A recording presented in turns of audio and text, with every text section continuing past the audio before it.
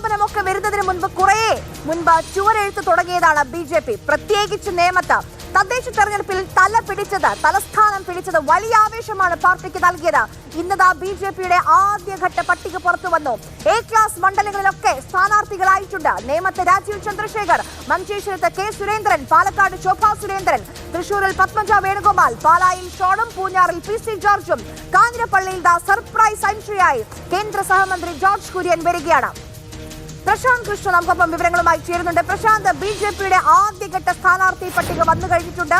ഇന്നിപ്പോൾ നമുക്കറിയാം നാട്ടികയിൽ CC മുകുന്ദൻ, അതുപോലെയുള്ള സർപ്രൈസ് എൻട്രികളെ, പൊട്ടിത്തെറികളെയൊക്കെ BJP ഇനിയും പ്രതീക്ഷിക്കുന്നുണ്ടോ?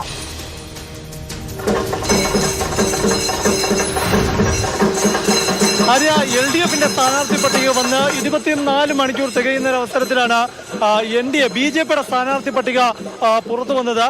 BJP ഇന്ന് ഉച്ചയോടെ തന്നെ 48 സ്ഥാനാർത്ഥികളുടെ പട്ടികയാണ് കേന്ദ്ര നേതൃത്വത്തിന്റെ നിർദ്ദേശപ്രകാരം പുതുക്കി അയച്ചത്.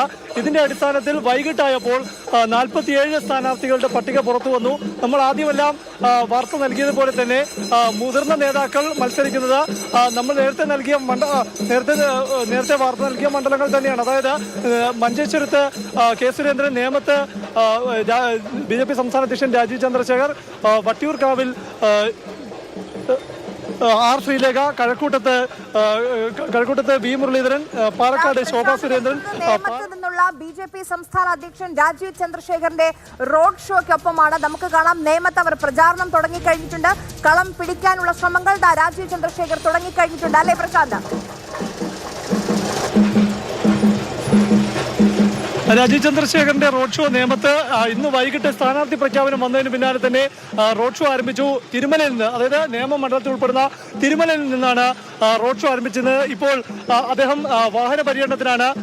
കൗൺസിലർമാർ, അത് തിരുവനന്തപുരം നഗരസഭയിലെ കൗൺസിലർമാർ എല്ലാവരും ഈ വാഹന പ്രചരണ ജാഥയെ അനുഗമിക്കുന്നുണ്ട്. രാജീവ് ചന്ദ്രശേഖർ തന്നെ നമ്മോടൊപ്പം ചേരുന്നുണ്ട്. എങ്ങനെ നേമത്തെ പ്രതീക്ഷ? ഇത്തവണ താമര വിരിയും എന്ന ഉറച്ച പ്രതീക്ഷയിൽ തന്നെയാണോ? കേരളത്തിൽ താമര വിരിയും, NDA വിരിയും, അതാണ് ഞങ്ങളുടെ പ്രതീക്ഷ. കേരളത്തിൽ മാറ്റം വരും. ഇന്ന് ഞങ്ങളുടെ മുദ്രാവാക്യം എന്ന് പറഞ്ഞാൽ ഇന്ന് മുതൽ മാറ്റം തുടങ്ങാമാണ് ഞങ്ങൾ പറയുന്നത്. അത് ജനങ്ങളുടെ ആവശ്യമാണ്. 70 കൊല്ലം മാറി ഭരിച്ച കോൺഗ്രസിനും CPM-ന്റെ രാഷ്ട്രീയം മാറ്റിവെച്ച് ഒരു പുതിയ വികസന രാഷ്ട്രീയം ഇവിടെ കൊണ്ടുവരണം. അതാണ് ജനങ്ങളുടെ ആവശ്യം. അതിനുവേണ്ടി BJP NDA മാത്രം ആണ് ഒരു പാർട്ടി. അത് ചെയ്യാൻ താല്പര്യവും കഴിവുള്ള ഒരു ഒറ്റ പാർട്ടിയാണ് BJP NDA. അതാണ് ഞങ്ങൾ ഇന്നും പറയുന്നത്. ഇത്തവണ LDF അവകാശപ്പെടും പോലെ ഒരു പിണറായി 3.0 ഉണ്ടാകുമോ? വട്ടപൂജ്യം. അതിന്റെ സാധ്യത വട്ടപൂജ്യമാണ്. ഇതിന്റെ സാധ്യത, കോൺഗ്രസ് ഭരിക്കുന്ന സാധ്യതയും വട്ടപൂജ്യം, CPM-ന്റെ സാധ്യത വട്ടപൂജ്യം. ഒരു ഹങ് അസംബ്ലിയാണോ അപ്പോൾ BJP കാണുന്നത്? അല്ല, ഞങ്ങൾ അങ്ങനെയല്ല കാണുന്നത്. ഞങ്ങൾ കാണുന്നത് ഒരു മാറ്റം വരും. BJP NDAക്ക് ഒരു അവസരം കിട്ടും. ശരി, എന്തായാലും കുറച്ചധികം ആത്മവിശ്വാസത്തിലാണ് BJPയുടെ സംസ്ഥാന അധ്യക്ഷൻ രാജീവ് ചന്ദ്രശേഖർ ഉള്ളത്. പിണറായി 3.0ക്ക് പകരം വട്ടപൂജ്യം എന്നാണ് രാജീവ് ചന്ദ്രശേഖർ പറയുന്നത്. ഹങ് അസംബ്ലി പോലുമല്ല BJP കണക്ക് കൂട്ടുന്നത്.